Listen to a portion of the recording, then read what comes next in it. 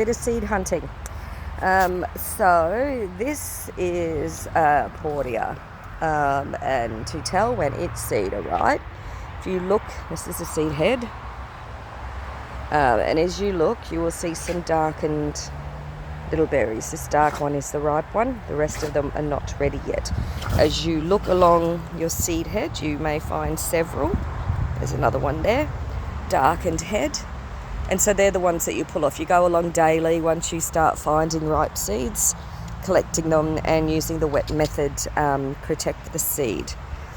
This one is a bilbergia seed.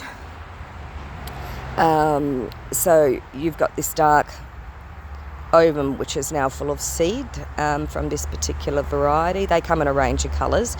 This one started off green and now it's a nice dark colour. As I would be squeezing from the end, the seeds will come out. You'll start to see the little brown seeds coming out from the end. Okay, so they're the bilbergia seeds.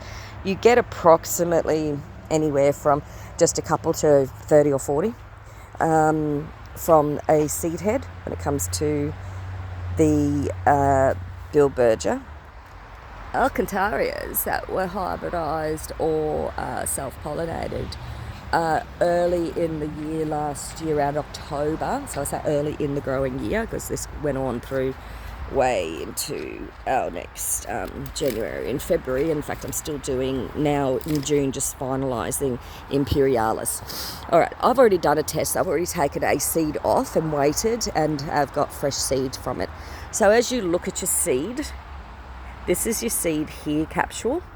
You'll see this dark tip here as it starts to extend and the rest of the seed begins to dry. This is still a little green because it did take 2 weeks for this seed to ripen. So I'm not in any rush to take the seed off. But what you can do, if you are in a rush, you can break the seed off at the mum, just like that, bending it. That'll stop putting any energy into growing the actual flesh of the seed anymore, and the seed will start to form. And I could cut the seed itself away individually as well. So usually what I do is I break the couple of the lower stems and then I wait and do a seed test. We'll go have a look at the seed from this one.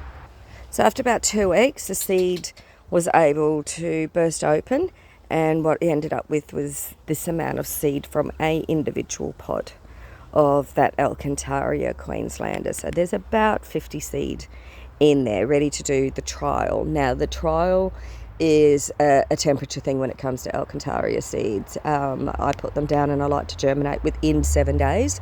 Otherwise we end up with a lot of contamination with mold and things competing with the seed. So I wait till I get to the right temperature to put these down. Now this is the Guzmania seed head. As you can see, it's a sail seed, so they blow away very rapidly. So as soon as you see the seed head, you need to break it off and then pop it into an airtight container. And if you're worried you're going to miss the seed, these are Tillandsias. If you're worried, you can cover them, just leaving the base slightly open. We're about to get some wet conditions, so I don't want this seed to get wet or to complete burst. And I lose this one, which is one of the Tillandsias that I have got growing at the moment.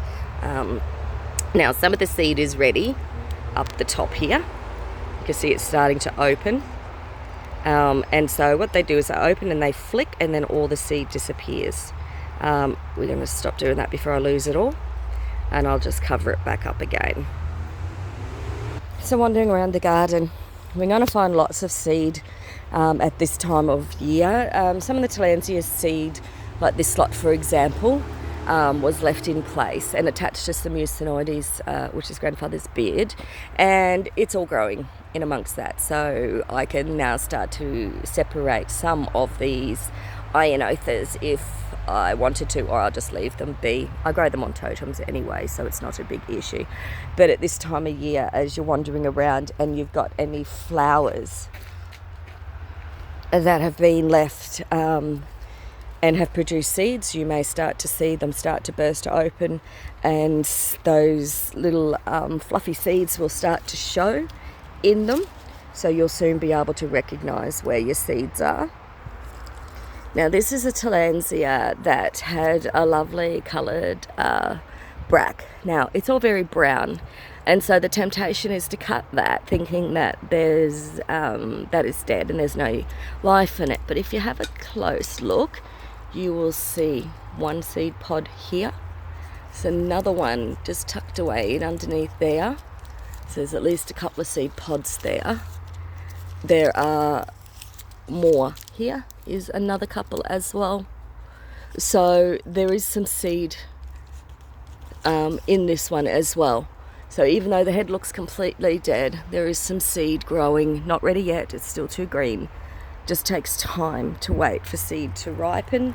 Once again, seed needs to ripen, and then it's a matter of trial and techniques to learn how to grow the seed, so that you end up with nice healthy seedlings. All right, happy gardening. Bye now. Go seed hunting.